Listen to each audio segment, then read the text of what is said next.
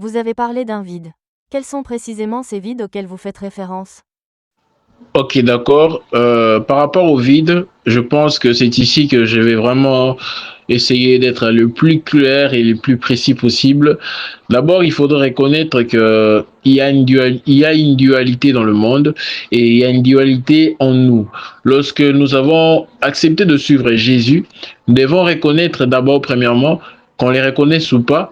Déjà, vous savez, nous avons en nous, c'est vrai qu'au départ, lorsqu'on croit en Jésus, il y a ce que je peux nommer comme un coup de foudre. On aime beaucoup Jésus, on est zélé, mais ça arrive toujours à un moment où vous sentez que vous êtes en train de redescendre sur terre. Donc, vous êtes entré, vous n'êtes plus dans le nuage et vous êtes face à la réalité de la société, vous êtes face à la réalité de relations humaines, vous êtes face à la réalité de différents défis financiers, ainsi de suite, et même intérieurs et psychologiques. Et c'est face à ces réalités, en fait, que la foi chrétienne est vraiment doit vraiment mener une bataille pour que cette personne qui prétend croire en Jésus puisse vraiment demeurer chrétien. Donc il y a une dualité. Il y a une dualité en nous et il y a une dualité au monde. La vie que Christ propose, la vie que Christ propose, la vie qu'un enfant de Dieu doit vivre est une vie qui n'est pas naturellement offerte ou qui n'est pas naturellement présente.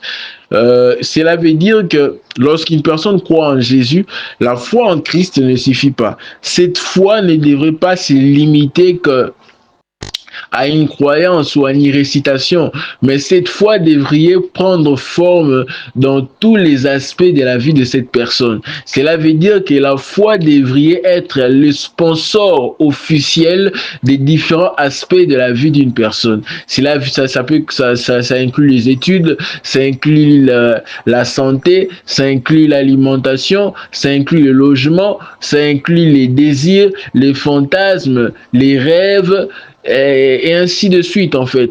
La foi devait être le sponsor officiel de différents aspects de la vie d'une personne. Et lorsqu'il y a régression du christianisme, la régression souvent ne commence pas de manière brutale, mais ça commence de manière douce, silencieuse et progressive, parce qu'il y a quelque chose d'autre qui sponsorise un autre aspect de la vie de la personne, et c'est ces petits détails-là qui est souvent minimisé, qui finit par devenir subitement dense et c'est devenu difficile à contourner, c'est devenu difficile à éviter. Cela veut dire que il y a une dualité et la seule façon de pouvoir surmonter cette dualité et de pouvoir évoluer. Cela veut dire que c'est la raison pour laquelle j'avais dit qu'on ne peut pas dissocier la marche avec Christ et la croissance en Christ. Parce que si une personne qui en crie en Jésus n'évolue pas en Christ, cela veut dire que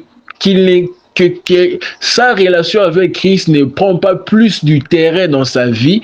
Cette personne est déjà vulnérable à la régression spirituelle. Donc c'est ça parce que si ce n'est pas en vain que le Seigneur a toujours voulu que lorsqu'un homme croit en lui, qu'il puisse vraiment faire de lui les seigneurs de toute sa vie de manière complète. Pourquoi? Parce que si ce n'est pas le cas, ce vide sera occupé par quelque chose d'autre. Et c'est quelque chose d'autre va alimenter et va activer cette dualité parce que, vous savez, lorsque nous croyons en Christ, il y a en nous, il y a en nous toujours ce côté qui est opposé aux valeurs chrétiennes, qui est opposé à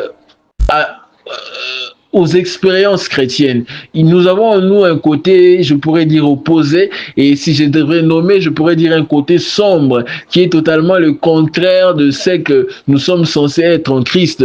Et ces côtés ne se retrouvent pas qu'en nous, mais ça se retrouve au monde, dans la société que nous, dans les sociétés, dans la société que nous fréquentons, dans les milieux de travail, dans les universités. Il y a ces côtés qui n'est pas qui est contraire à Christ, qui est peut-être dominant dans là où nous travaillons, qui est peut-être dominant à l'université, qui est peut-être dominant chez nos proches, chez nos amis, chez nos membres des familles. Et pour rester chrétien, nous devons maintenant évoluer de telle sorte que ces personnes ne puissent pas nous influencer, parce que psychologiquement, l'effet que la plupart des gens adoptent une habitude, pour ne pas parler des croyances, adoptent une pratique, cela peut nous influencer subtilement à les pratiquer plus tard ou à commettre un acte en justifiant cela dans un sens où que les autres le font aussi. Et raison pour laquelle, pour rester chrétien, parce que lorsqu'on parle de la régression spirituelle, on devrait maintenant, la solution est que comment, qu'est-ce qu'il faut faire pour que les gens restent chrétiens. Et c'est ça en fait, c'est qu'on devrait, c'est ça la vraie question qu'il faudrait répondre pour trouver, pour offrir la solution par rapport à ces problèmes de régression. Qu'est-ce qu'il faut faire pour rester chrétien? Et vraiment, comme j'avais dit, vraiment les gagnants d'âme, vous m'excuserez, nous présentons aux gens un christianisme où lorsqu'on est chrétien, on ne peut pas pécher. Lorsqu'on est chrétien, on ne peut pas faire ceci. Lorsqu'on a le Saint-Esprit, on ne peut pas être tourmenté par des démons. Lorsqu'on Dieu, en fait, nous présentons aux gens des vérités qu'on refuse aux gens même le droit de l'explication. Et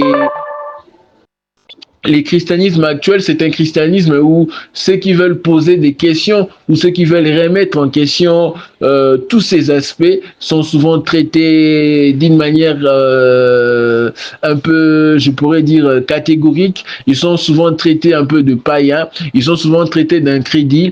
Mais vous savez, le Dieu de la Bible qui aujourd'hui nous sommes dans le temps de la grâce, ne veut pas que les gens puissent croire en lui par obligation, mais puissent croire en lui par choix. Et pour que les gens puissent croire en Dieu par choix, il devrait avoir des expériences, il devrait avoir des questions, il devrait avoir des doutes, il devrait avoir je pourrais dire, permettez-moi même les termes, il devrait y avoir même des chutes, il devrait y avoir même des chocs. En fait, ça doit être vraiment, ça doit venir naturellement, ça doit venir psychologiquement. Pourquoi? Parce que lorsque les gens, l'être humain, parce que l'être humain est naturellement